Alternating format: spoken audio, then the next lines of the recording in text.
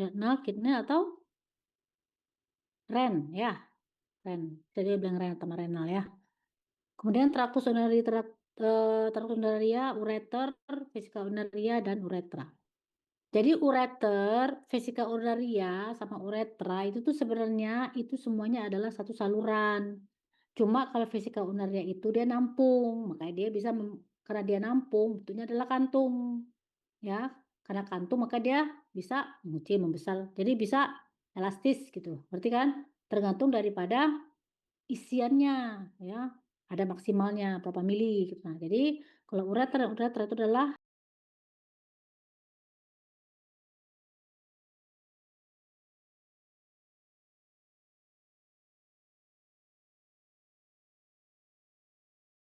semuanya. Udah uretra di luarnya, baru sel squamous gitu ya. Nah, itu ini sampai ke pelvis ya kan, itu adalah pelvis kan dia ada masuk nih ke dalam nih, itu adalah transisional. Oke.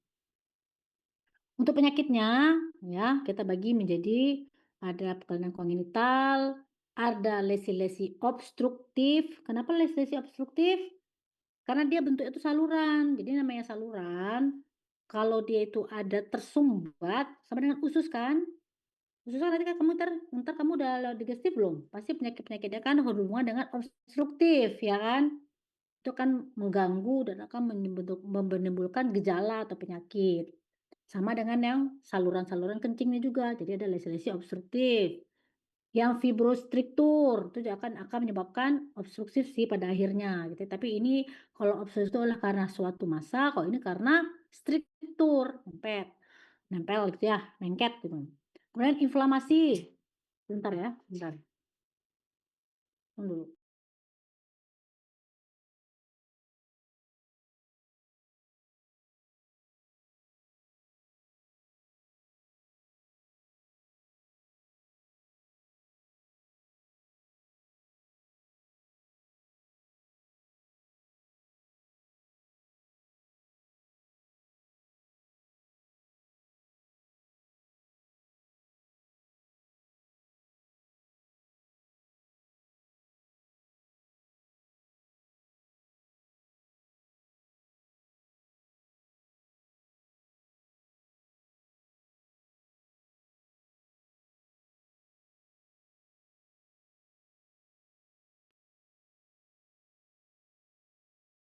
Jadi inflamasi itu perinfeksian semacam apalagi kalau untuk,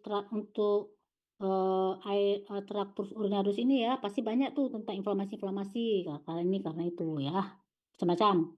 Nah, kemudian nanti ada, neoplasia atau tumor, ya itu udah jelas ya, terakhir.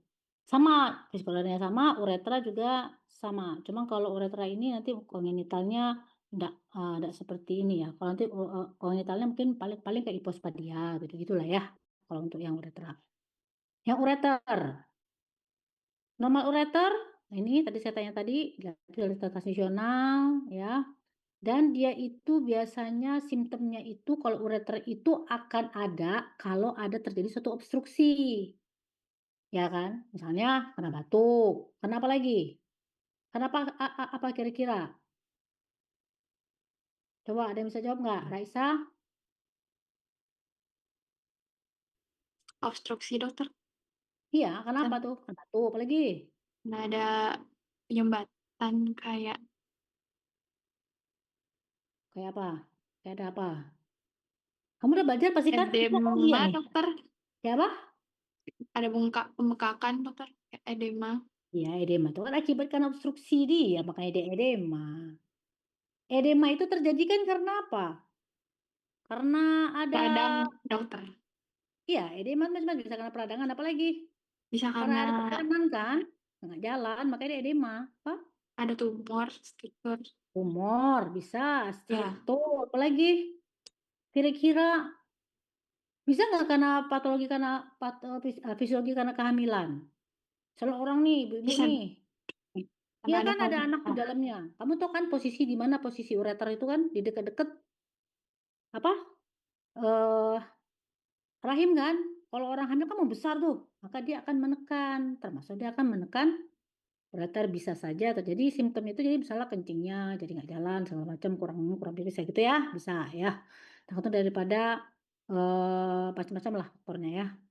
Nah ini dan itu tuh akan menyebabkan namanya kolik ureter, kolik jadi jadi kalau orang sakit sakit tuh sakit nih, sakit pinggang misalnya gitu, nah kan, nyerinya spasmodic pain. Nah itu kalau kita di daerah situ kita harus pertimbangkan kalau terjadi kolik ureter, ya sakit misalnya karena batu tuh, ya. Itu akan menyebabkan sakit yang sangat gitu ya, severe pain ya, itu. Jadi karena spasmodiknya itu hiperaktivitas daripada otot daripada ureter ya.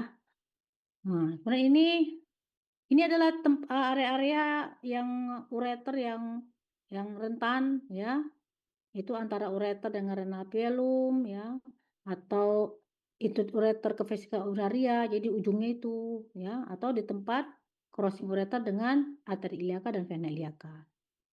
Nah, ini kongenitalnya ya, ini macam-macam nih, ada cuma satu. Pernah nggak kamu dengar ada ginjal cuma satu? Ya kan? Itu ada tuh, ya. Kemudian duplex kidney, jadi ada ureternya tuh ada 2 gitu ya, macam-macam lah gitu ya. Pokoknya ini nanti akan ada yang menimbulkan gejala, ada yang tidak, ada asimptomatik ya. Itu biasa ditemukan pada anak-anak, atau pada usia muda, 10%-nya terjadinya bilateral. Ini pasti kalau kongenital ini pasti ada biasanya disertai dengan penyakit-penyakit yang lain, namanya juga kongenital kan, ada gangguan-gangguan yang lain. Yang semuanya ini akan menyebabkan kalau terjadi gejala itu ya seperti obstruksi, ureter, hidronefrosis gitu ya.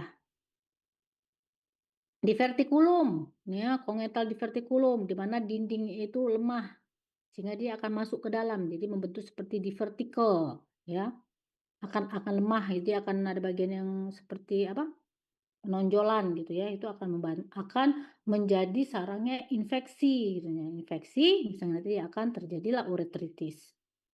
Ini bifid ureter tadi ada 2 ectopic ureter, ini ya karena gangguan ini, tapi ini jarang sih ya, atau hidroureter. Atau ini ada juga namanya mega ureter, ureternya berdilatasi ya, ini ya, macam-macam lah ini. Mega ureter bisa karena ini tadi, batu, tumor, struktur, blood clot, bisa ya, macam-macam. Ureteral agenesis yang nggak terbentuk dan segala rupa. Ini lesi obstruktif, tadi yang saya jelaskan tadi macam-macam ya, ini bisa di daerah tadi ini kan antara pelvis sama, awal apa nih, ureter ya, pangkal ureter, di tengahnya, di tempat iliaka, sama di tempat masuknya nih dengan ke dalam buli-buli. Nih bahkan kehamilan pun bisa menyebabkan nanti obstruksi pada ureter, ya, terganggu gitu ya. Ada juga loh yang karena salah ureternya kepotong. Jadi dia seksio, SC. Jadi kalian jangan bayangkan ya, organ kita tuh akan terwarna dengan baik gitu. Oh, warnanya merah muda sama ungu. Warnanya kayak atau kapilernya tuh akan mana, arteri merah, vena biru, enggak begitu ya, Dek, ya. Itu kan atlas kan supaya mudah dipelajarin.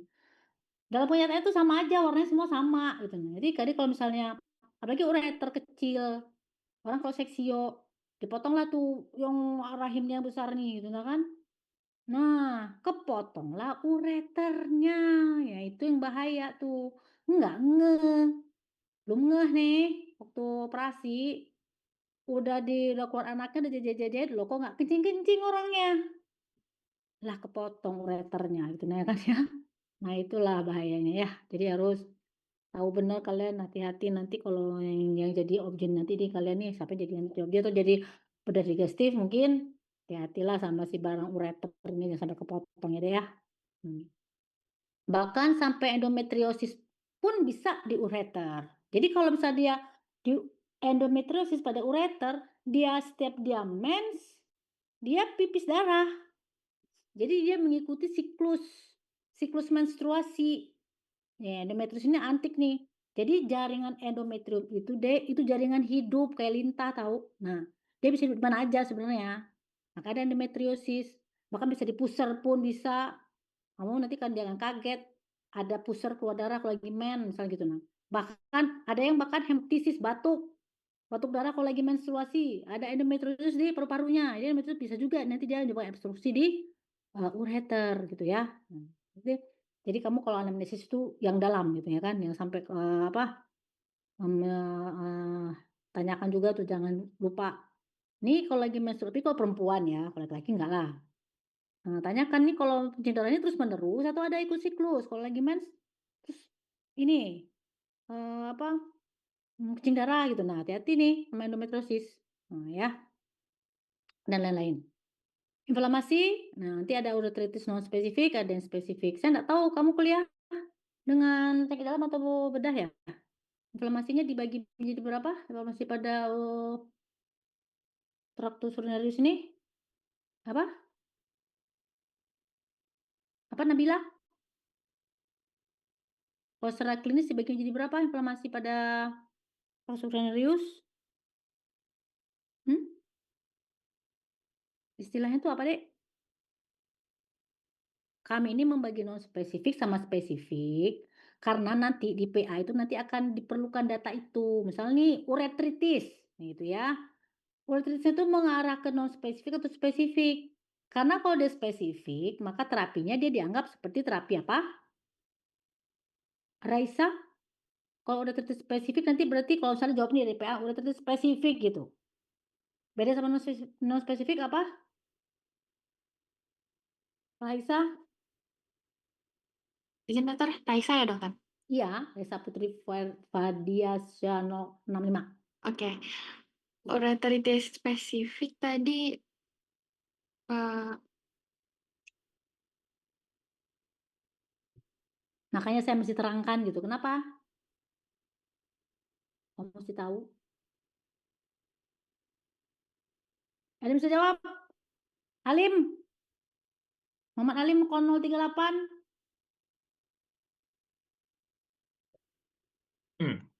Izin menjawab dokter. Hmm. Mungkin kalau spesifik tuh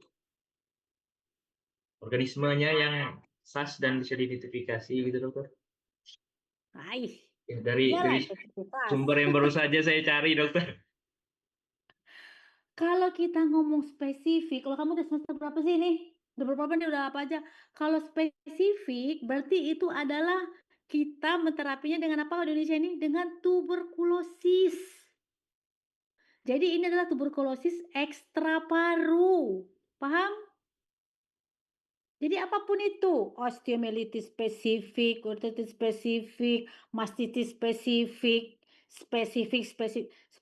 spesifik itu nanti mengarahkan karena kita di Indonesia nih, itu adalah terapinya nanti untuk tuberkulosis di luar paru-paru atau ekstra paru, ya, ekstrapulmonal. Jadi dikasih obatnya, kasih obat TBC, RHZ itu loh, pakai rifampicin lah segala rupa, ya, untuk yang ekstra paru. Makanya nanti di PA itu nanti dibagi 2, ada yang uretritis kek, mau sistitis kek, mau apa lagi, itu nanti pielonefritis kayak disebut belakangnya, non-spesifik atau spesifik.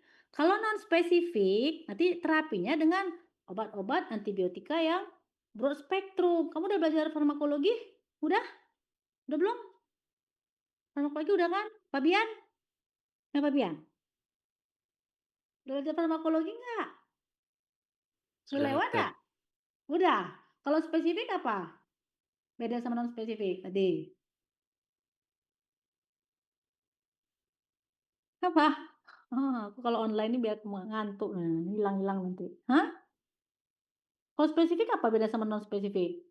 Fabian? Hah? Ya khas lah, kamu udah lewat terapi TB belum? Belum ya, Fabian? Terapi TBC sudah belum diajarin? Hmm? Izin membantu menjawab dokter. Apa? Blok EF Jawablah. dokter untuk Hah? TB. Kami belajar di TB untuk di blok selanjutnya. Oh belum ya? Belum TB ya? Nah, selamatlah kamu. Jadi nanti kamu akan belajar kalau untuk yang spesifik atau TB itu nanti pakai rifampicin, ada obatnya, terapinya ya.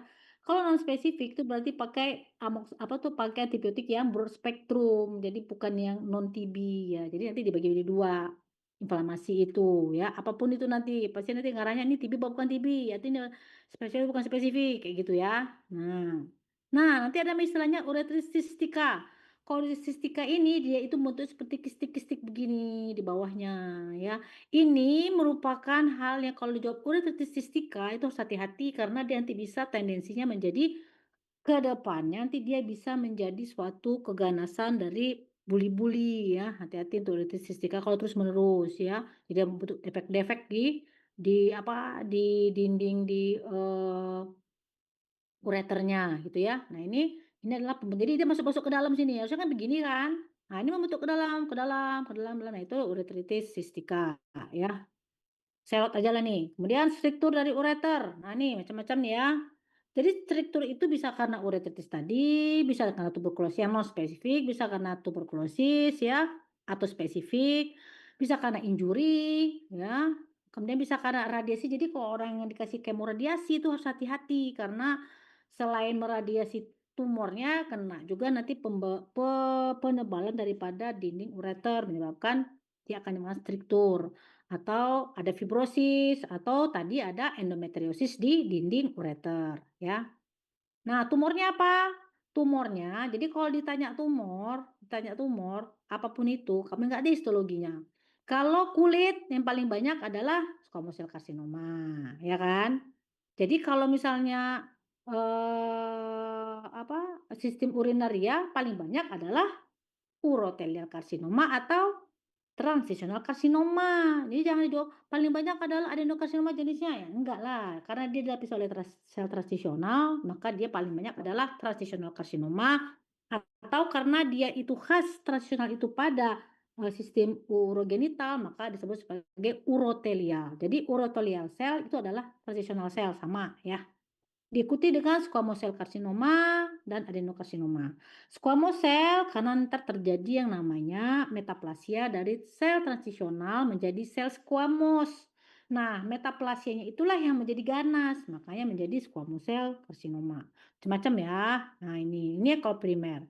Atau dia merupakan tumor metastatik dari sekitarnya. Misalnya, kalau misalnya perempuan tuh kalau ada tumor di ovarium ganas atau di mana ya, di sekitarnya itu, ya, di uterus gitu ya. Nanti dia bisa menyebar per continuitatum direct ya ke sebelahnya. Jadi ya ke sekitarnya itulah namanya metastatik tumor di daerah ureter. Nah ini ya. Kemudian tadi udah ureter, sekarang vesika urinaria. Ya ini ya, ini dilapisi oleh sel itu tadi ya, transisional 6 sampai 7 sel ya. Bisa flat sampai 3 sampai 4 kalau penuh ya. Kongenitalnya macam-macam ada, malformasi, urakus malformasi, ada fibrus, ada fistula, ada bentuk kista, dan segala rupa. Nah, ini ada di vertikal juga ya, di vertikulum. Di vertikal itu dinding yang melemah, jadi dia kayak ada kayak ada cekukan gitu di vertikulum itu ya. Atau misalnya ekstrofi, ekstrofi itu dia terbalik gitu, ngebalik. Jadi yang si mukosanya itu keluar. Ya, keluar. Jadi dia akan tampak,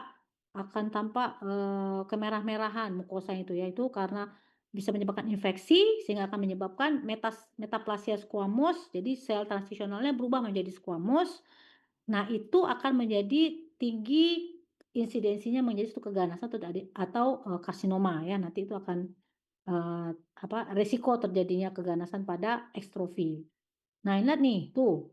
Bisa ya, di luar sini ya, keluar gitu ininya nih, buli-bulinya. Nah itu kan karena infeksi kan, dia bisa menjadi keganasan berikutnya.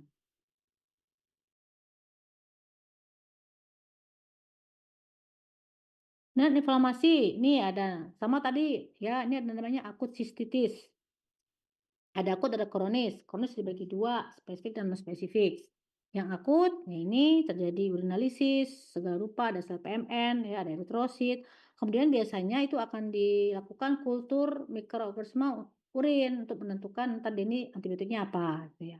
Pada wanita itu sangat biasa terjadi karena wanita itu pendek ya. Jadi saluran ureternya itu pendek dan dekat dengan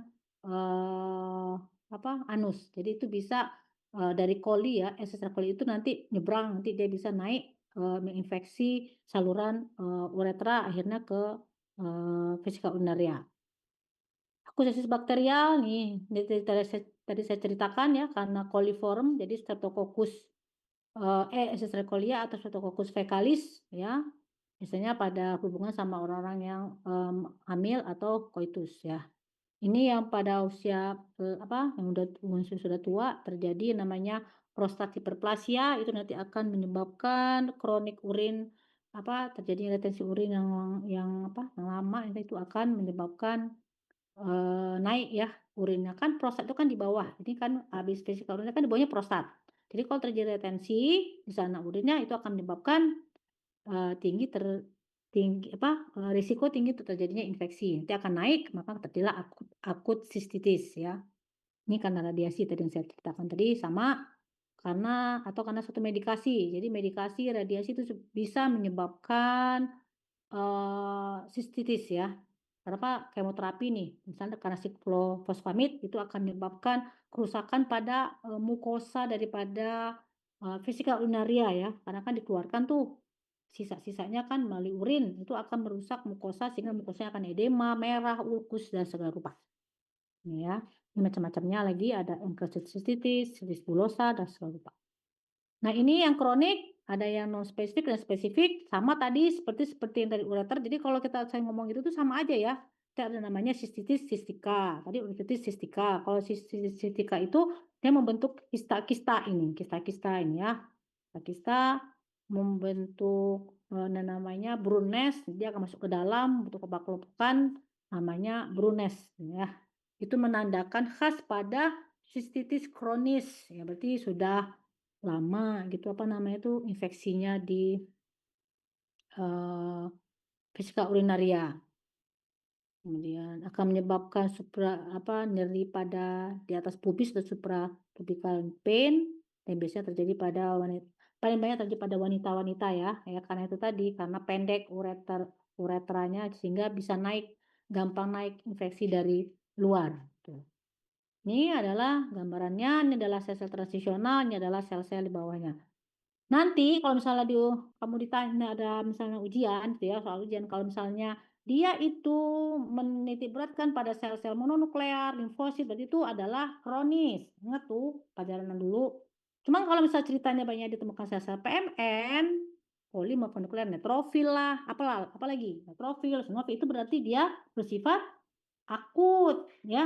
Jadi kalau misalnya monosit, limfosit, histiosit yang mononuklear itu berarti infeksinya adalah kronis. Kalau sel plasma banyak itu kronis atau akut mononuklear sel. Sorry.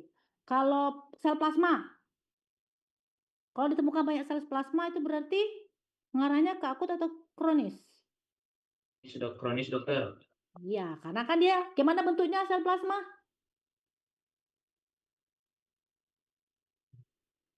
Ini dokter.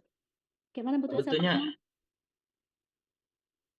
Khasnya sel plasma itu apa? Itu khas banget tuh ciri karakteristiknya. Retikulum endoplasmanya itu besar, dokter, untuk produksi antibodi. Sel plasma. Nah, kamu lihat secara ini aja, pakai kaca ini, pakai di mikroskop. Sel plasma itu khasnya intinya di pinggir kayak roda. Nah, itu sel plasma tuh, pinggir sudut dia bulat. Intinya satu, namanya juga mononuklear. Ya, terus itu kayak roda di ujung eksentrik. Kalau kita bilangnya itu eksentrik, posisinya itu eksentrik. Itu adalah sel plasma, ya. Dia ingat, dia intinya satu, makanya kalau nggak tahu sel plasma itu apa, ya nggak tahu lah karena mono. Jadi harus tahu kalau itu adalah kelompok mononuklear sel plasma. Ya. Kalau basofil, masuk yang mana? Kalau basofil,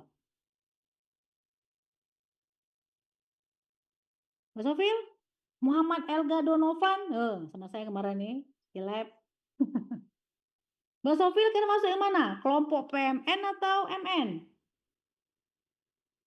MN, dokter. Basofil kayak gimana sih? Basofil? Yakin? Hmm. Coba. Saya nggak punya pula gambaran di sini.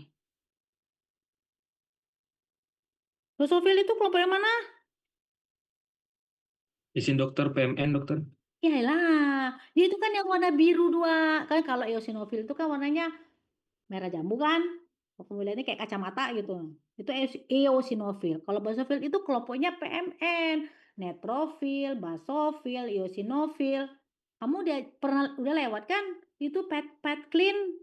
Kalau kamu belajar tentang darah tuh, sel-sel darah putih ya kan? Ya kan? Ada kelompok yang neutrofil, basofil, eosinofil itu adalah polimorfo. Berarti intinya itu banyak lebih dari 1, 2, 3 gitu ya. Nah, kalau misalnya mono itu 1, limfosit, monosit, histiosit kelompoknya itu ya. Jadi kalau kelompok mix itu adalah mononuklear, maka itu adalah infeksi kronis. Jadi kalau TBC kira-kira banyaknya limfosit daripada PMN ya, karena dia TBC itu enggak ada yang namanya TBC baru 1 hari, 3 hari TBC gitu, enggak ada. Dia penyakit kelompok yang kronis ya. Ini sistitis glandularis, ini membentuk seperti glandula. Jadi ini tadi sel transisional, dia berubah menjadi sel torak, malah bisa bergoblet segala rupa, kayak di intestinal, kayak berubah jadi kayak di usus jadinya. Itu metaplasia glandularis ya, metaplasia intestinal. Jadi dia sel transisionalnya berubah. Nanti berlendir-lendir lah dia itu kan dia ada musin. Kan normalnya nggak ada musin di dalam vesicaureria. Ada kencing mengandung lendir, nggak ada kan? Nah, kalau tidak ada lendir, berlendir-lendir lah air kencingnya. Itu nggak benar itu. Berarti ada sesuatu ini, gitu ya. Berarti terjadi ada sel gobletnya, berarti metaplasia.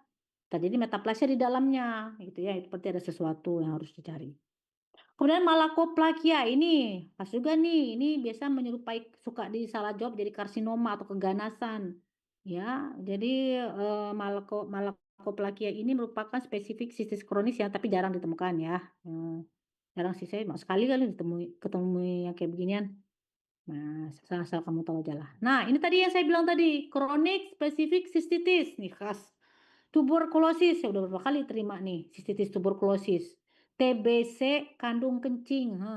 Jadi kalau TBC itu ada di mana-mana, Dek.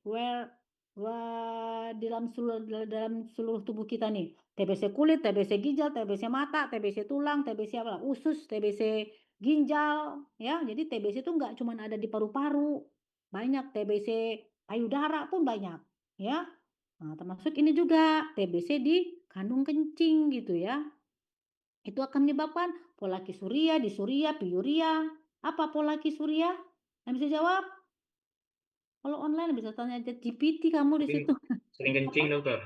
Ya, polakisuria. Kalau disuria? Apa disuria? Awas kalau nggak tahu ya. Jadi saat kencing dokter. Ya, nyeri ya, Dis.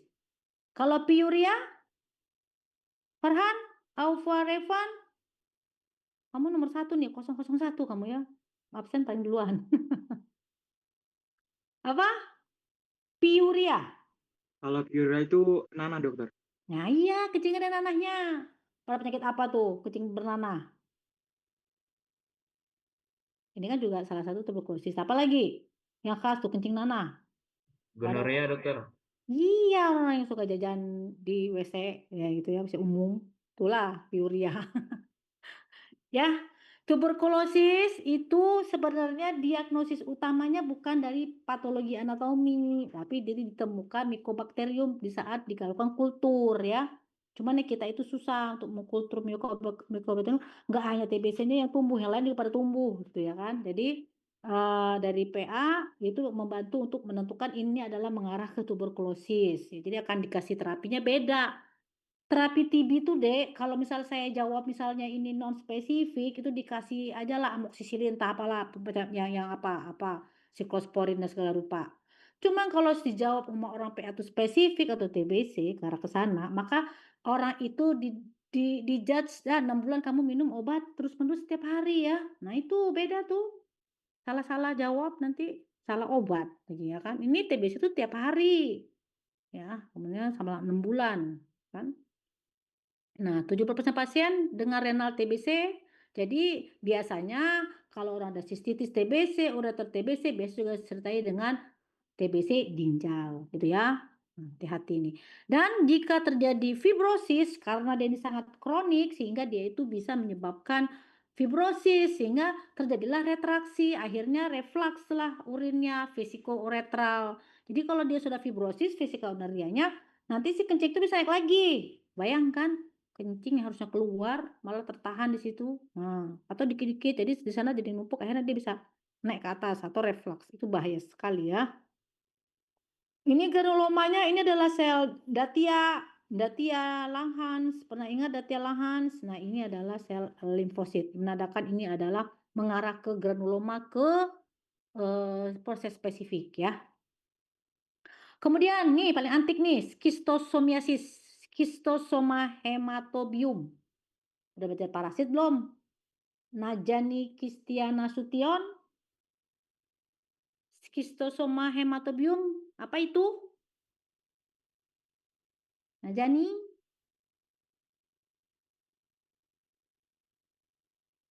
Apa? Skistosoma hematobium?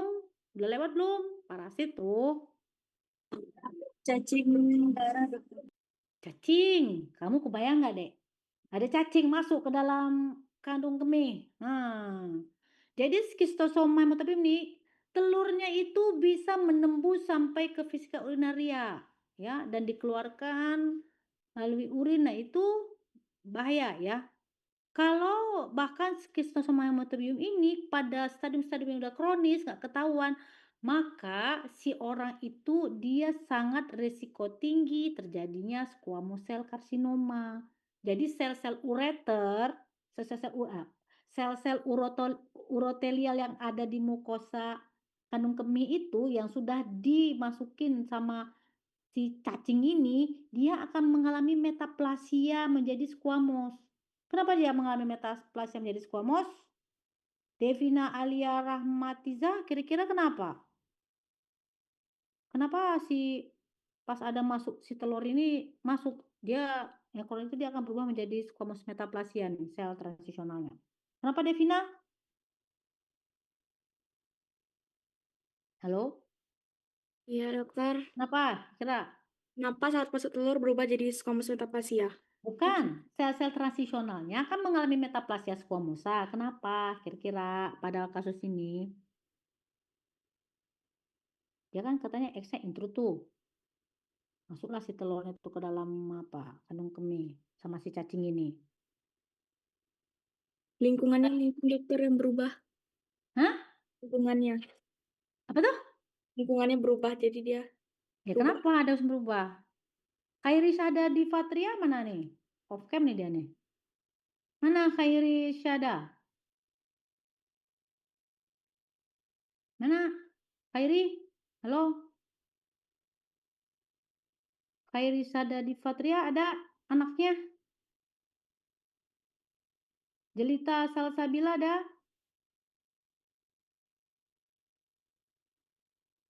Kamu kemana Khairi? Mana kamu lagi? Izin dok. Ya kemana? Jadi apa? Apa jawabannya? Apa tadi dok? Maaf dok tadi. Kamu tadi kemana? Ke WC dok, Kamu. maaf dok. Apa? Kenapa dia mengalami metaplasia squamosa? Karena terus beregeneratif dok. Iya, kenapa? Pada skistosoma. Pada batu juga lah, dia bisa mengalami metaplasia squamosa. Saya sudah sampaikan dulu enggak? Waktu kita kuliah awal-awal dulu. Kamu ini kan masih baru lah, masih 2024, masih 1 tahun yang lalu. Kenapa? Apa prinsipnya squamous metaplasia itu? Jawab dokter. Siapa yang mau jawab? Karena squamous cell itu lebih tahan terhadap inflamasi, dokter. Iya, karena tadi saya jawab nih.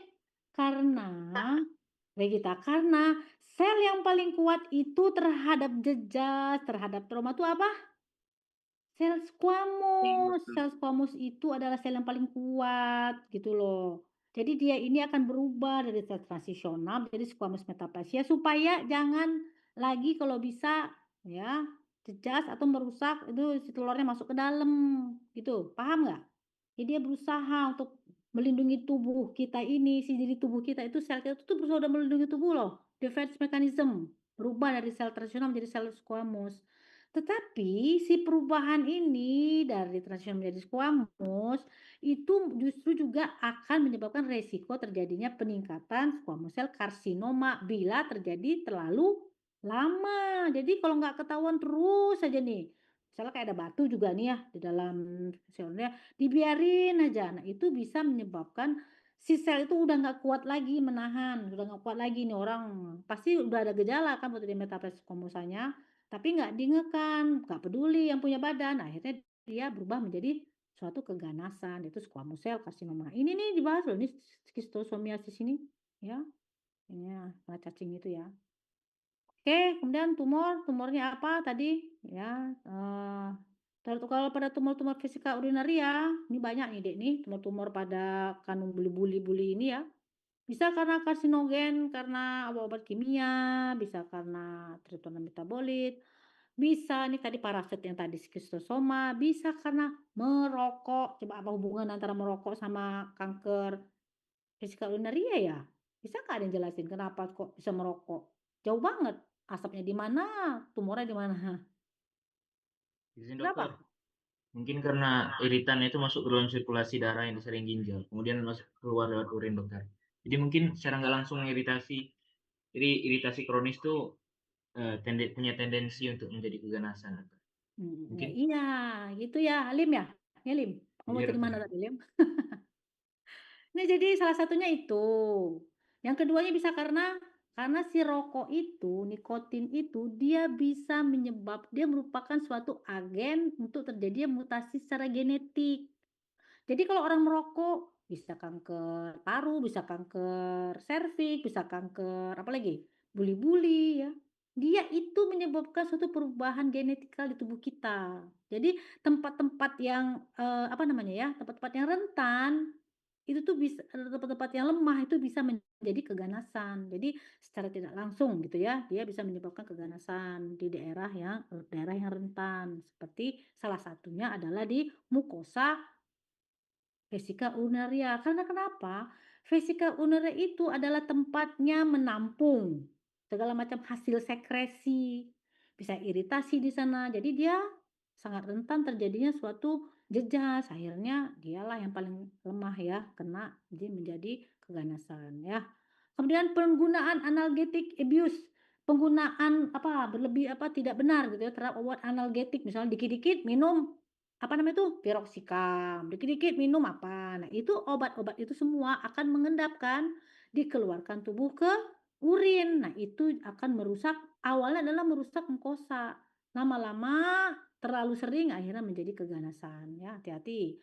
Artificial yang zat kimia ini sakarin, siklamat, dan segala rupa. Nah, ingat semuanya itu yang namanya pengawet itu akan ditumpuk, akan dikeluarkan menjadi air seni. Ya, itu yang akan menyebabkan keganasan karena dia ditampunglah dia di dalam di dalam buli-buli, itulah akhirnya ya terlalu lama terpapar. Gejalanya gimana?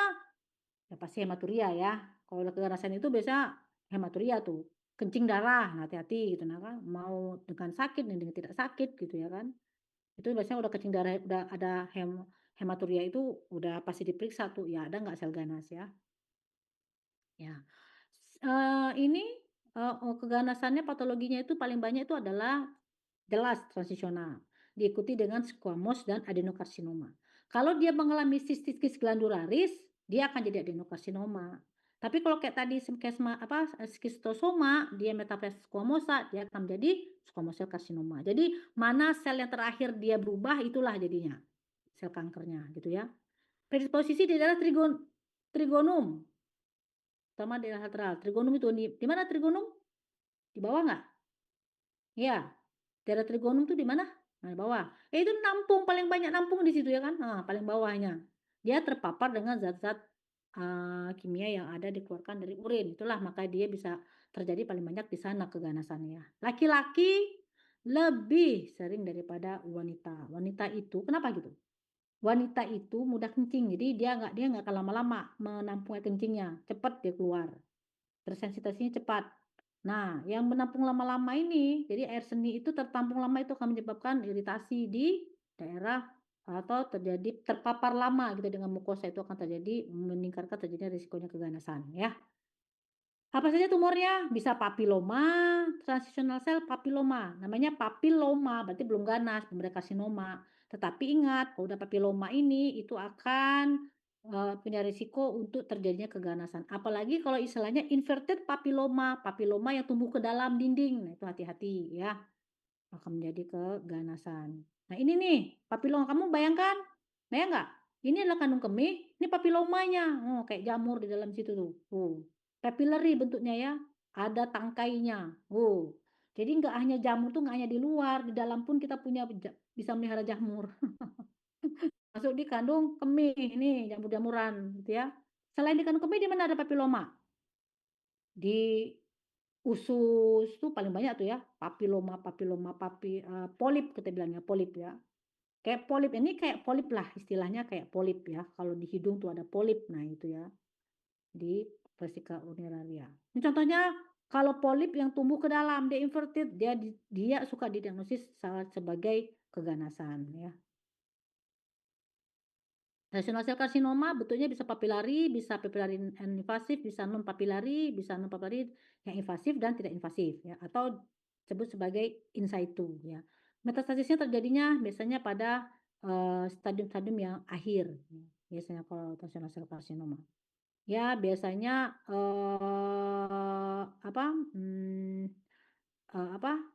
di biopsi itu diambil suka terlalu superficial ya, bisa dapat bisa nggak dapat. Jadi biasanya ini didiagnosis awal di saat biopsi ya. Jadi biopsi diambil gitu kan, nanti dicek di PA kelihatan. Ini dia karakteristik anaplasianya, di mana-mana yang namanya keganasan itu harus ada namanya anaplasia atau displastik ya, displastik. Terjadi dispolarity, hiperplastis. Apa arti hiperplastis? Apa arti hiperplastis? Silvana Adarisarli, Silvana 061. Apa arti hiperplastis? Sudah terjadi hiperplasia sel urotelial di vesika urinaria. Artinya apa?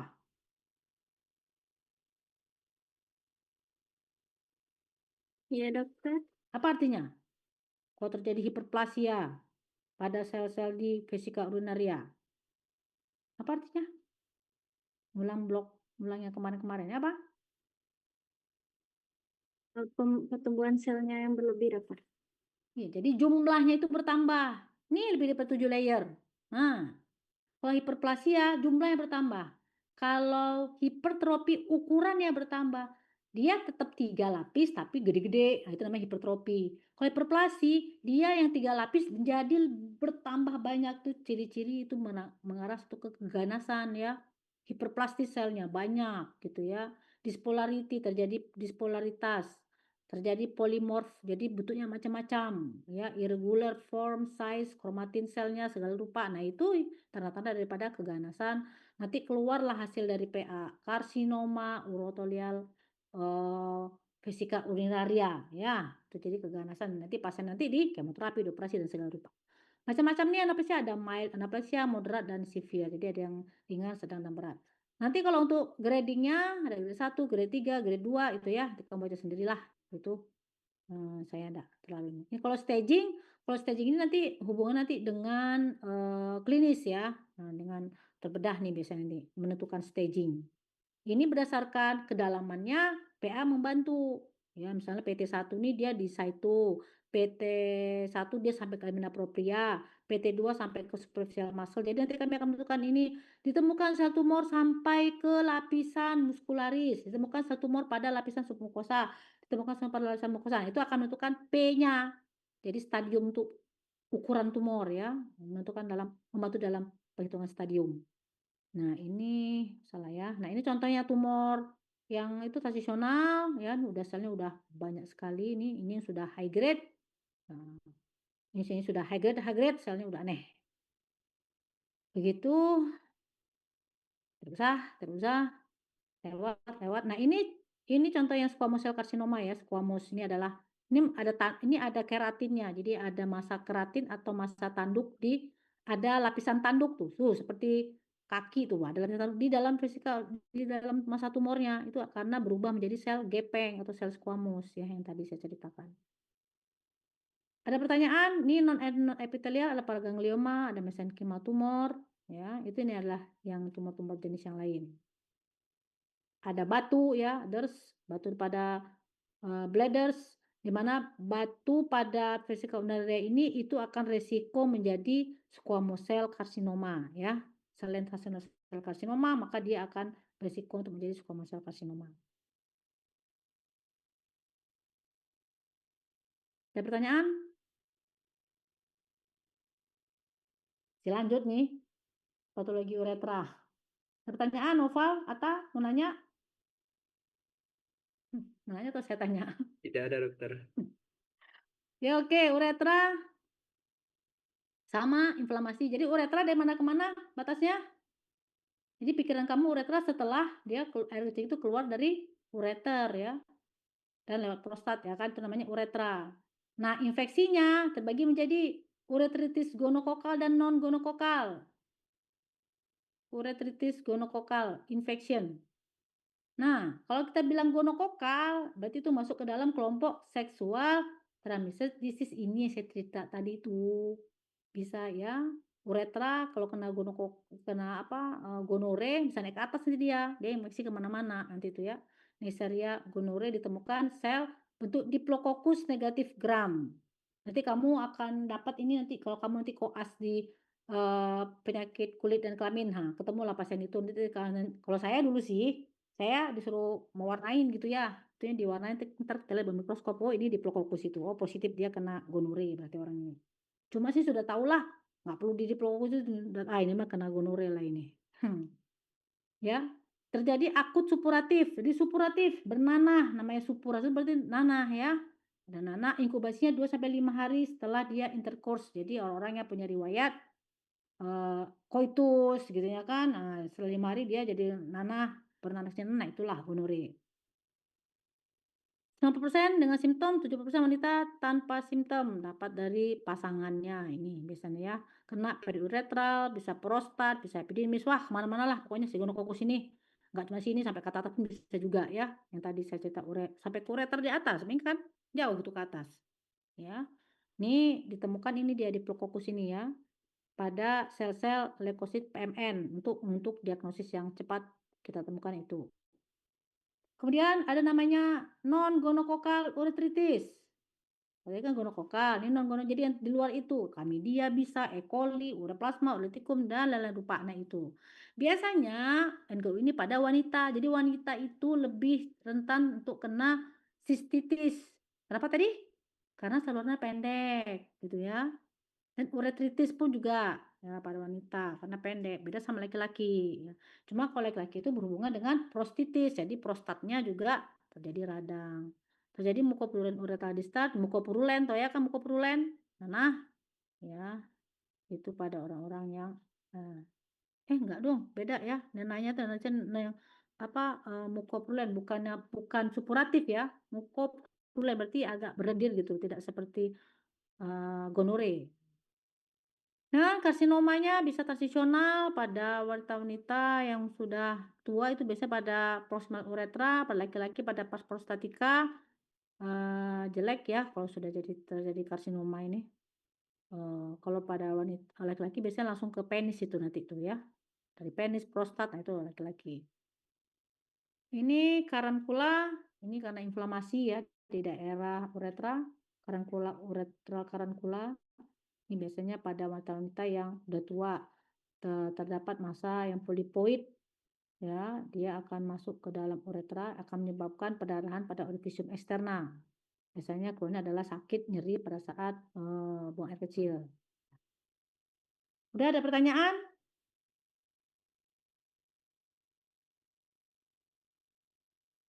Jam 2:30. Kalau tidak, saya mau lanjut ke ginjal. Tapi ginjal ini nggak terlalu dalam ya, karena udah capek pun. Kamu mesti belajar aja. Kamu sudah punya kan? Sudah punya belum slide ginjal saya nih? Izin dokter, belum Nah. dokter. Yang ada slide-nya dokter Hasna. Oh iya, saya pakai slide dia. Hampir sama lah yang Hasna saya pakainya. Harusnya dokter Hasna, tapi jadi suruh ke saya. Yang ini bukan ya? Sama nggak? Kalau nggak sama nanti saya kasih yang apa? Saya kirim ke sini. Kalau sama mah nggak usah. Harusnya dokter Hasna harusnya, tapi saya gantiin. Ini bukan? Sama nggak? Hah? Sama? Bisa nggak kelihatan? Beda dokter. Waduh, berarti kamu mesti beda lagi ya. Kamu nggak punya ini? Yang kami punya tuh yang warna kuning gitu Nih, dokter. ini bukan warnanya, isinya lah. Warna PPT-nya dokter. Kamu jangan lihat warnanya, lihat isinya. Warnanya bisa aja saya berubah warnanya. Ini bukan, beda. Ada nggak gambar ini? Ada nggak gambar ini, Lim? Nggak ada dokter. Waduh, berat nih berarti pelajaran hari ini. Ya nggak ada. Ada? Nggak ada? Ada, dok. Hmm, Udah kami scroll. sudah ada ya. Oke lah. Ini ya.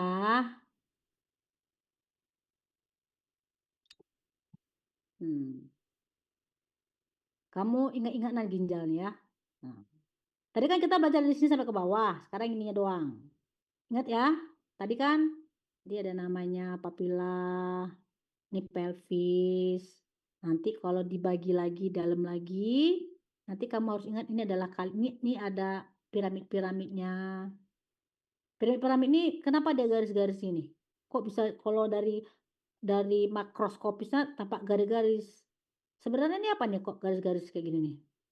Karena apa nih kok jadi bentuk garis-garis tuh kayak gitu? Dari Callingan sih dokter. iya, Yang itu dari ya, tubulusnya. ya. Ya tubulus yang coligentes yang panjang itu kan udah agak besar.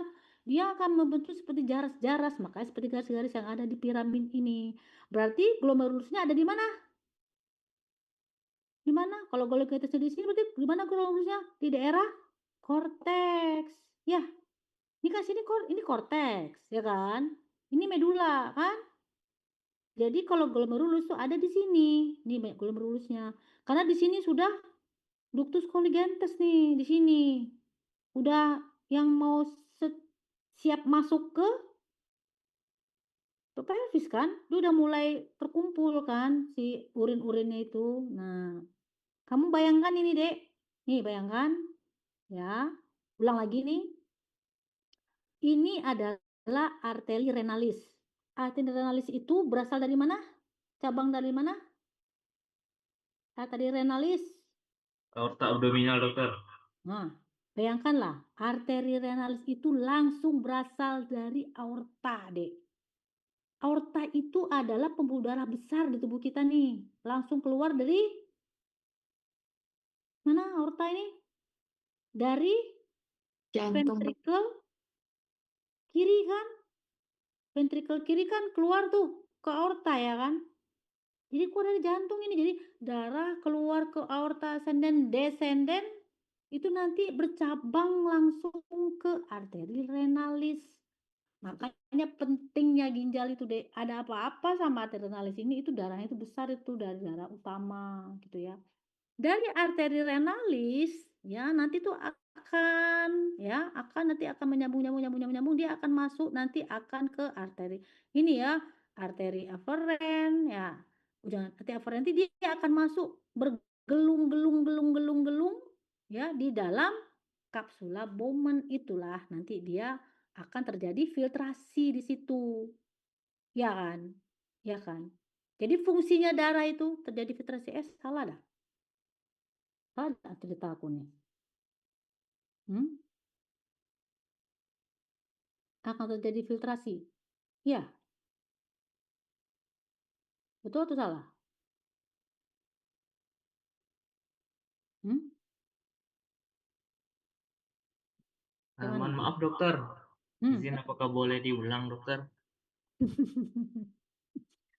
Kan kamu ngerti nggak yang namanya prinsip cuci darah itu? Tahu nggak cuci darah?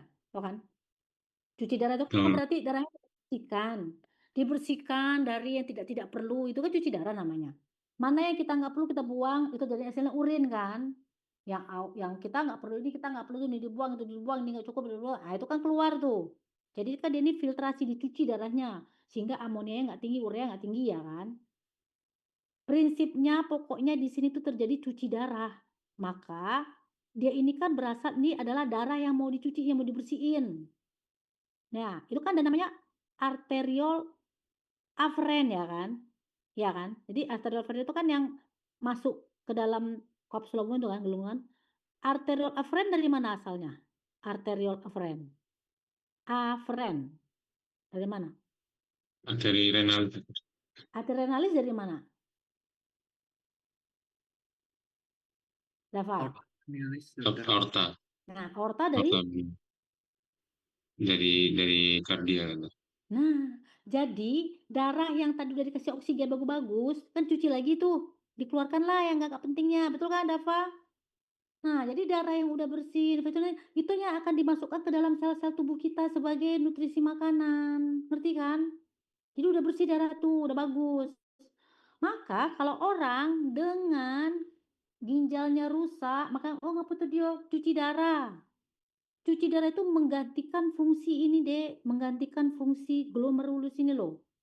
Menggantikan fungsi memfiltrasi darah, membuang mana yang nggak perlu, mana yang nggak penting, mana yang ada, itu namanya cuci darah tuh. Jadi kamu harus ingat prinsip bahwa di sini terjadi adanya gelung-gelungan kan di sini pembuluh darah. Si kapsul lambung ini kan tampungannya, ini nampung nih, kayak mangkok nampung. Hasil dari filtrasi ini dikeluarkan di tubulus-tubulus ini, dikeluarkan. Selama dia di dalam tubulus ini proksimal, senble, distal, gitu nah kan sampai ke kultur ini, itu akan terjadi proses absorpsi dan reabsorpsi juga, ngerti? Misal, ya kan? Kenapa orang kalau misalnya dingin itu air kencingnya dikit? Kita kalau misalnya kita kedinginan, kita kan nggak kalau kita kedinginan, air kencing kita banyak. Kalau kita kepanasan, air kencing kita dikit. Kenapa? Diatur saat di sini nih, di tubulus. Oh, saya ini udah jadi penguapan tinggi karena panas, gerah, berkeringat. Jadi air itu sudah nggak perlu dibuang banyak-banyak, paham? Jadi tubuh kita udah bilang, oh kita ini udah airnya udah kurang, jadi jangan lagi kamu keluarin, jadi kencingnya dikit, ngerti? Tapi kalau kita kedinginan, nggak ada penguapan, air itu banyak, maka dia akan lebih banyak dikeluarkan. Jadi di dalam tubulus-tubulus ini itu tuh sudah terjadi proses fisiologi untuk penentuan kadar air lah, garam lah, segala macam itu di tubulus. Berarti di sini filtrasi, di sini terjadi proses reabsorpsi dan absorpsi. Maka di sini adalah sel kuboid yang fungsinya untuk absorpsi dan reabsorpsi. Kalau di sini fungsi adalah filtrasi, ya. Itu maksudnya saya terangkan supaya kamu nanti ngerti penyakitnya gitu nanti. Paham nggak? Kamu harus ngerti fisiologinya supaya kamu ngerti, oh karena itulah penyakitnya ini gitu. Ginjalnya agak repot masalahnya nih. Nah, ya. Itu kan gambar cantiknya. Ini gambar mikroskopisnya. Ini adalah glomerulus. Berarti ini adalah pembuluh darah. Ini adalah tubulus-tubulus yang terpotong, jadi melintang, jadi dia bisa dipotong di mana aja. Ini adalah kelompokan saluran-saluran, tubulus proksimal, tubulus distal, tubulus ini, inlet, tubulus kongenital, BZ, ya kan? Ya ini, ya. Nah, jadi kamu harus tahu bahwa glomerulus itu karena pembuluh darah, maka dia itu dilapisi oleh sel-sel endotel, di mana di dalam itu kan yang glomerulusnya ya kan, di dalam pembuluh darahnya. Di mana di dalam dinding dia, batas dia dengan kapsula Bowman, nanti kamu akan ketemu namanya sel-sel visceral, sel-sel parietal, itu yang melapisi Bowman. Nanti kan? Ya kan? Satu tuh glomerulus tuh. Bowman yang nampung glomerulus pembuluh darah tadi. Disitulah akan terjadi yang namanya filtrasi, ya. Itu kamu harus tahu tuh ya. Nah, ini. Nih ya, ini adalah pembuluh darahnya bergelung-gelung. Di sini terjadi filtrasi, sudah difiltrasi, udah keluar semua, nanti dia akan keluar ke arteriol eferen. Eferen kemana? Arteriol eferen, Dek? Ini aku bukan fisiologi nih, udah anatomi sebenarnya nih. Atrial efferent kemana? Ke fossa recta dokter. Terus ke? Vena interlobularis. Terus? Ke vena Nah, baca lagi. vena arcuata dokter. Baru Nah, nanti vena dia akan disebarkan kan, nanti ini hasilnya ini, ya. Kamu baca lagi deh fisiologi biar paham ya. Nah, ini nih kalau dipotong nih ginjalnya kalau dipotong nih, ginjal, glomerulus. Jadilah kayak begini. Jadi kalau kamu baca di buku-buku fisiologi, ya, bentuk kayak begini, ini adalah hasil pemotongan secara melintang glomerulus.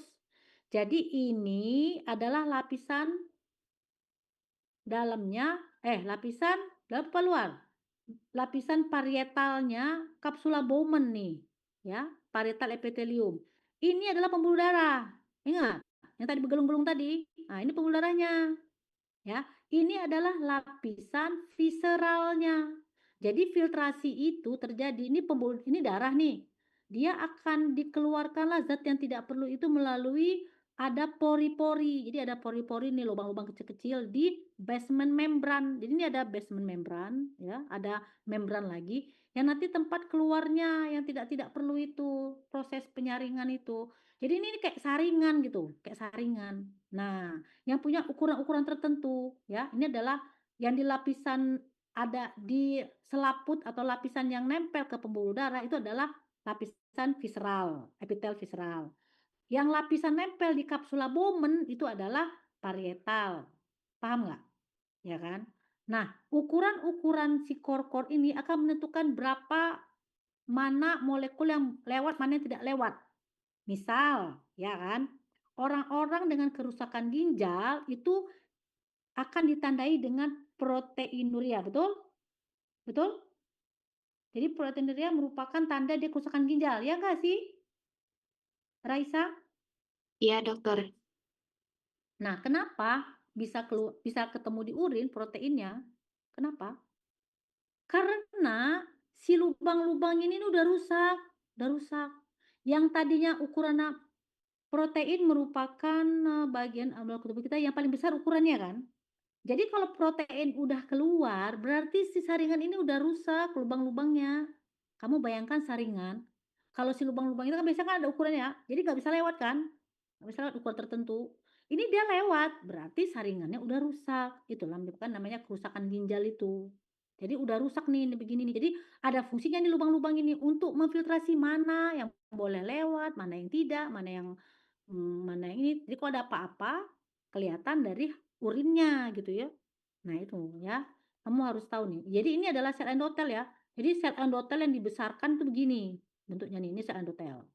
Ya kan? Ini adalah visceral, ini adalah parietal.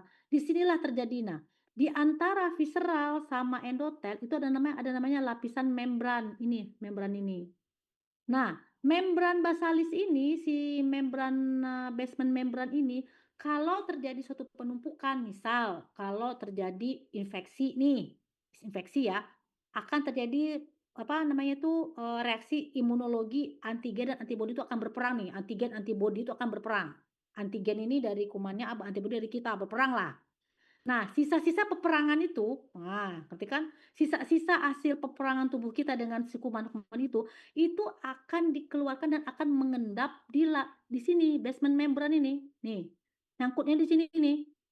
Antigen antibodi akan menumpuk di basement membran. Kalau sudah sangat sering terjadi berulang-ulang segala macam, ini nih akan penuh nih. Akan merusak basement membran. Maka nanti akan ketemulah orang-orang dengan penyakit faringitis yang terlalu sering dan segala rupa itu akan merusak basement membran ini. Sehingga dia akan merusak fungsi ginjalnya gitu. Paham? Jadi penumpukan-penumpukan yang ada di basement membran inilah yang akan merusak ginjal deh.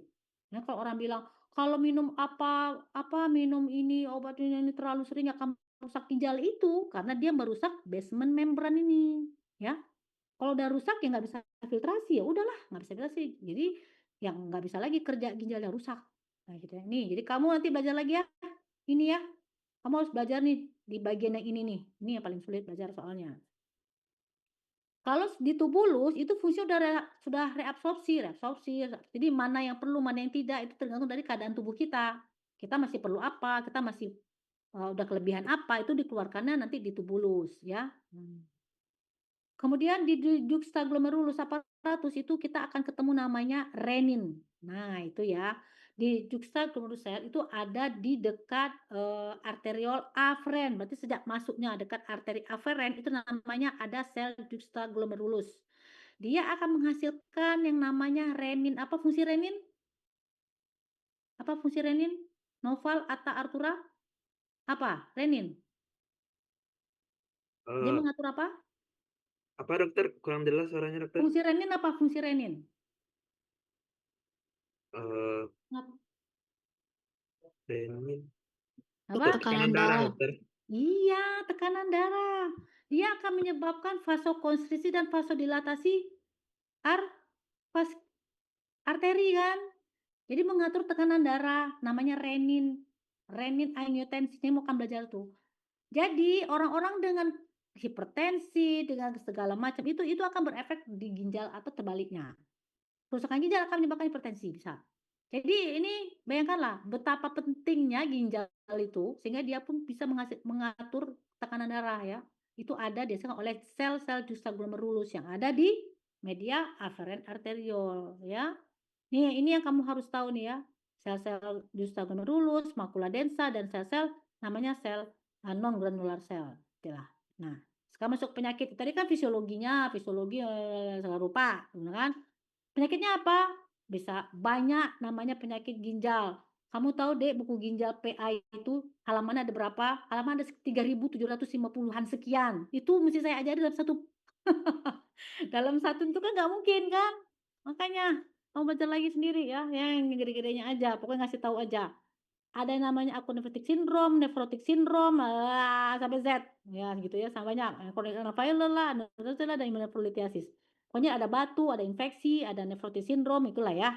Ini gagal ginjal akut, gagal ginjal kronis, nah itu semua. Itu baru sebagian.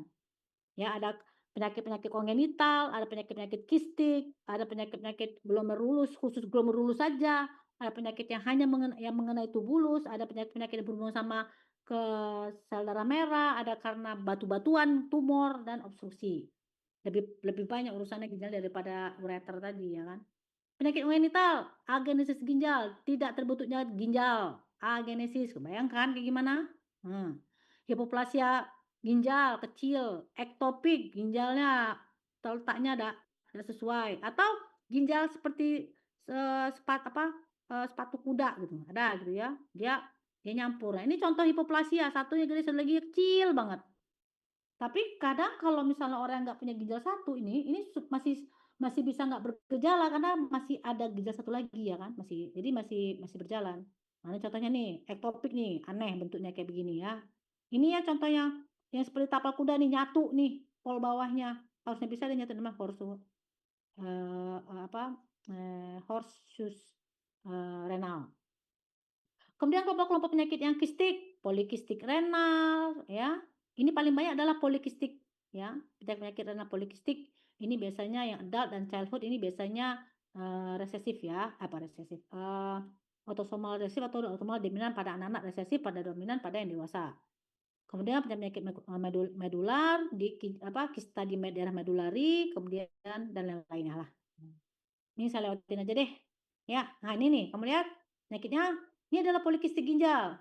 Kamu jangan bilang ini dikit ya. Ini banyak nih kenyataan ginjalnya berlobang-lobang kayak sarang tawon. Nah, itu ya kan. Gimana coba mau melakukan fungsi filtrasi ginjal kalau begini model ginjalnya ya kan? Nah, nggak bisa. Biasanya transplantasi ujung-ujungnya ya kan. Nah, ini ya pada anak-anak biasanya. Kemudian penyakit-penyakit yang glomerulus. Nah, inilah paling repot. Tapi ini pun kalau spesialis penyakit dalam pun ada subspesialisnya konsultan, jadi kamu asal tahu aja lah ya. Asal tahu aja lah. Berarti ini ada penyakit namanya glomerulonefritis ya. Ada akut glomerulonefritis, ada rapidly membran lipoid ya, sampai bawah. Terus adanya. Ada penyakit glomerulus yang berhubungan dengan penyakit sistemik. Karena DM, karena SLE, ya itu bisa menyebabkan kelainan pada glomerulus. Ya. Ini karena hereditary. Lebih susah lagi lah ini. Kamu ini pasti udah belajar ya. Kalau yang namanya kapan kita katakan akut nephrotic syndrome, kapan kita bilang udah rapidly progressive, itu dari pemeriksaan apa tuh urin ya, proteinuria, albuminnya, lipidnya ya. Itu namanya sindrom, berarti itu harus ada beberapa gejala ya. Itu harus tahu. Patogenesisnya pada jejas pada glomerulus itu tadi saya bilang tadi, karena adanya reaksi antibodi pada glomerulus ya. Bisa juga karena hasil dari deposit itu tadi, akibat peperangan tadi dengan kuman ada antigen antibodi kompleks, itu akan mengendap di membran, basement membran, itu yang merusak, akhirnya merusak glomerulus gitu ya, akan menyebabkan granular deposit pada membran ya. Akan terjadi perubahan-perubahan secara histologi, ada hypercellularity, ini yang jelas penebalan basement membran yang tadi saya bilang tadi, tebal membran basementnya. Gimana coba dia mau memfiltrasi kalau udah tebal itu basement membrannya, rusak kan, nggak keluar dari kencingnya. Nah bahaya itu, ngumbat ya kan. Terjadi hyalinasasi, terjadi sklerosis pada glomerulus. Nah ini kamu bayangkanlah ini ya, ini adalah kompleks antigen antibodi yang mengendap di membran basal di sini, sehingga mengendap sehingga dia mengganggu filtrasi, nggak kencing-kencing pasiennya tuh, nggak keluar kencingnya, kayak mana dia mau lewat tuh gitu ya. Di situ terjadi granular deposit. Nah bisa atau gangguan pada endoteliumnya ya, rusak endoteliumnya dan segala macam. Nah ini kalau diperiksa secara fluoresensi, endapan-endapan tadi itu akan tampak nih, menebal nih di daerah glomerulus. Nah itu kan rusak berarti ginjalnya kan. Oke, saya lewatin aja deh. Nah ini secara PA akan tampak begini ya, akan menebal lah ininya nih, rusak lah glomerulusnya. Kamu bayangkan glomerulus kan bagus kan, harusnya bergelung-gelung gitu. Nah ini udah rusak begini, udah terceluris dan segala rupa. Nah ini macam-macam nyebutnya, ada rapid glomerulus. Saya lewatin aja lah ini deh ya, kamu belajar lagi. Nih kemudian penyebabnya yang nephrotic syndrome, tadi kan glomerulus, macam-macam lagi. Nephrotic syndrome itu apa sih, kriteria nephrotic syndrome? Belum belajar pasti besok mau ujian. Sultan Akbar Pasha mana? M Sultan Akbar Pasha 070. Iya, Ayo, dokter. apa kriteria nephrotic syndrome? Urinnya keruh, dokter. Terus enggak, ada kriteria ya kan? Diagnosis nephrotic syndrome itu apa? Izin dokter. Proteinnya tinggi, dokter. Ya berapa? Ada tuh standarnya. Lebih dari, nah bacalah ya. Kamu kan sudah mau ujian tuh besok tuh. Nggak tahu kriteria nephrotic syndrome, bahayo. Dinda tahu, Dinda? Siapa yang bisa jawab? Nephrotic syndrome itu apa kriteria dikatakan tegak nih, dia ini diagnosis nephrotic syndrome apa? Kalau Protein positif 3 dokter. terus apa lagi? Hipoproteinemia, dokter. Terus Edemanya, ada edema di wajah biasanya, dokter. Ya, edema nasarka dokter. nah apa lagi? Hiperlipid, dokter. Hiperlipidemia, terjadi proteinuria lebih 3,5 gram ya kan? Nah itu harus tahu kamu ya. Nah harus tahu itu. Kalau PA ini kan liatin ininya. Lihat. Ya. Mana nih tadi ya? Itu sindrom. Terjadi masif proteinuria, terjadi hipoalbuminemia, terjadi generalized edema, terjadi hiperlipidemia atau lipiduria. Tahu artinya? Jadi dia tuh ditemukan protein tinggi ya di air kencingnya. Karena protein itu banyak keluar, maka akan terjadi penurunan albumin di dalam darah. Maka terjadi hipoalbuminemia. Karena dia hipoalbuminemia maka akan terjadi generalized edema di mana-mana. Jadi bengkak pasiennya tuh. Generalized. Terjadi hiperlipidemia. Jadi lipidnya tuh tinggi di darah dan keluar juga saking banyak itu ke kencing. Nah, itu dia ya. Kamu bayangkan repotnya nih pasien kayak begini ya. maka ujungnya cuci darah sudah nih, ya kan? Tadi kan nephrotic syndrome. Itu kamu harus tahu tuh nephrotic syndrome itu kan banyak ditemukan. Kalau yang kayak gini mah kamu nggak akan ketemu lah di puskesmas yang kayak gini membranous nephropathy lupa nih nggak ketemu. Tapi kalau nephrotic syndrome pasti ketemu ya. Kita kamu rujuk pasien itu ya kan. Nah, ini lah. Nah, ini contohnya nih. Ini pada ya penebalan nih pada lipoid nephrosis. Membran seterusnya. Nah, ini ya, kamu lihat ini akan terjadi penebalan membran sini, membran-membrannya itu akan menebal. Food processnya akan tidak tampak lagi, ya udah rata aja nggak ada lagi food process udah nggak ada, ya. Food process itu yang tadi porosi tadi itu udah nggak ada lagi di sini, udah hilang ya, udah penebalan. Lipoid nephrosis atau minimal change disease ini MCD ini banyak pada anak-anak ya. Saya dulu waktu koas suka nih ketemu ini, tapi nggak tahu kalau koas di Matahari kayak gimana. Kalau saya koas di RSAS banyak saya ketemu minimal change disease ini ya, ketemu ya pasien-pasien seperti ini lipoid nephrosis. Jadi terjadi masif proteinuria juga ya. Kemudian focal segmental glomerulosclerosis ini terjadi glomerulosclerosis. Jadi sklerosis terjadi pada glomerulus. Ini pada pasien-pasien dengan HIV biasanya kan, heroin adiksi, sickle cell gitu. Yang gangguan imunologi lah gitu ya. Terjadi hematuria. Nih, khasnya hematuria dia. Tadi kan nggak ada. Hematuria, penurunan GFR ya. Ada proteinuria juga dan ditemukan deposit IgM-T3 pada pemeriksaan mikroskop elektron. Kalau di kita sih nggak ada ini ya, mikroskop elektron.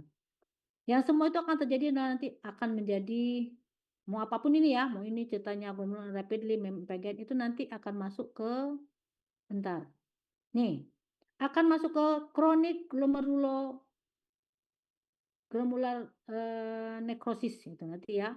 Akan merusak sehingga nanti akan terjadilah yang namanya gagal ginjal. Udahlah. Banyak banget nih ginjal nih, Dek. Ini SLE, ya, segala macam itu. Pokoknya semua penyakit sistemik itu bisa akan merusak. Ini glomerulosclerosis ya. Ini terjadi sklerosis di glomerulus, rusaklah semua. Ini ngambil satu, Dek. Kalau sebenarnya ini semuanya itu kena, tergantung di berapa persentase kenanya ya. Tidak akan terjadi filtrasi darah itu semua, makanya amonia tinggi, pasiennya bisa koma itu ya. Karena apa? Ya karena tidak darahnya itu yang amonia pada tinggi semua, pingsan pasiennya tuh. Terjadi yang namanya itu kegagalan ginjal akut. Nah, itu dia. Ya. Ginjal akut ini bahaya. Saya akan naik nih ke yang semua itu akan menyebabkan penurunan daripada filtrasi ginjal. Ada pertanyaan di sini? Kalau untuk ini pielonefritis ini karena infeksi ya pada ginjal. Pielonefritis ada akut, ada pielonefritis ada kronik. Jadi ada PNC, ada PNA. Ya, pielonefritis akut dan pielonefritis kronis. Yang semua karena itu tadi, bakteri tadi, ya. Nih, karena naik dari bawah nih, E. coli, lupa sampai Z. Nah, itu kan yang bisa naik. Nah, itu terjadi hematogenus infeksi yang ujungnya itu bahaya nih kalau gini nih, kalau bakteremia ya. Kalau bakteremia bisa sepsis orang tuh. Banyak ya. Kalau kemudian masuk ke pembuluh darah besar lagi ke aorta. Ini akut pielonefritis. Kemudian kamu sudah belajar lah ini secara klinisnya sama dokter klinis. Ada kronik pielonefritis ya. Nanti itu kalau kronik sama akut pielonefritis ini banyaknya ke gejala klinis ya. Mungkin ke pemeriksaan lab dan segala lupa. Lab apa? Kimia ya, kayak pipet klinik. Nefritis karena obat-obatan ya, karena analgesic abuse, hepatitis. Nah, kemudian saya mau masuk ke ini sebenarnya. Banyak banget ya. Banyak. Ke batu ginjal. Nah, batu ginjal. Ini bukan sering lagi, ini udah sangat sering nih ya. Jadi batu ginjal itu ada dari terbuat dari kalsium oksalat, campuran kalsium fosfat, ada triple stone atau struvit, itu adalah magnesium fosfat. Ya, ini yang kedua, yang ketiga karena asam urat, yang keempat karena batu sistein. Paling banyak karena kalsium ya, pembentukan batu-batuan itu. Ya. Kemudian tumor paling banyak adalah renal cell karsinoma ya. Renal cell karsinoma itu khas bentuknya. Saya bilang begini, renal cell karsinoma atau hipernefroma atau adenokarsinoma pada ginjal. Ini dia biasanya ginjalnya daerah pol atas ya, apa ginjal. Masa tumornya daerah pol atas daripada ginjal warnanya agak-agak kekuning-kuningan tuh ya, ada di atas nih masa tumornya. Nih, dalam masa tumornya. Sampai azan. Ada yang mau bertanya? Saya kasih aja lah ininya ya, Dek. PPT-nya. Kamu pun udah nggak lagi dengar saya ngomong. Ada yang bertanya? Jadi kalau ditanya, keganasan apa yang paling banyak pada ginjal? Renal cell karsinoma. Yang tipe clear cell. Oke? Ingat tuh, clear cell karsinoma merupakan keganasan paling banyak pada ginjal. Kalau tidak ada, karena sudah azan, saya akhiri dulu dengan kuliah ini sama belajar ya. Nanti saya kirimkan apa ya? PPT-nya ya. Mau sekarang di sini atau gimana nih? Sini aja ya. Di sini juga bisa dokter. Ini aja lah ya. Jadi saya kalau tutup Zoom lalu lupa pula ngirim ke kamu. Nih bentar. Chat. Mana chatnya nih?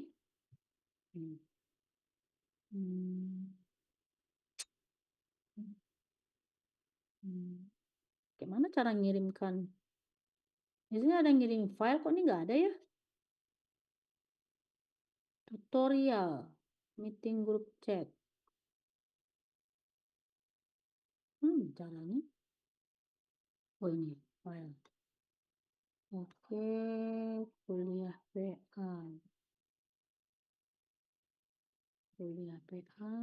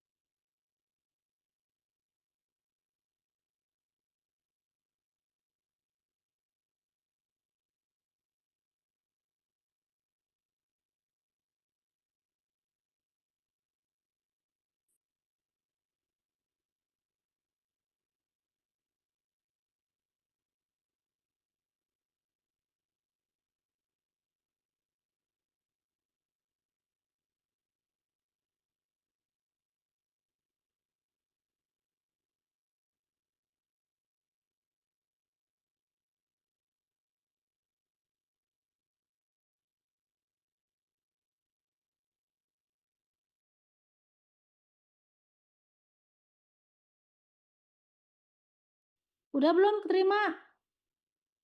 PT-nya? Udah? Ini dokter. Hah? Izin juga dokter, untuk PPT sebelumnya juga belum kami punya dokter. Oh Di gitu ya? angkatan di atas ya. Di angkatan 23 PPT dokter Asna. Oh, perasaan kenapa saya ada kuliahnya tuh? Emang sebelumnya Dr. Hasna yang ngajar ya? Pak saya. Tahun sebelumnya dokter. Oh, ntar. File kuliah. Apa?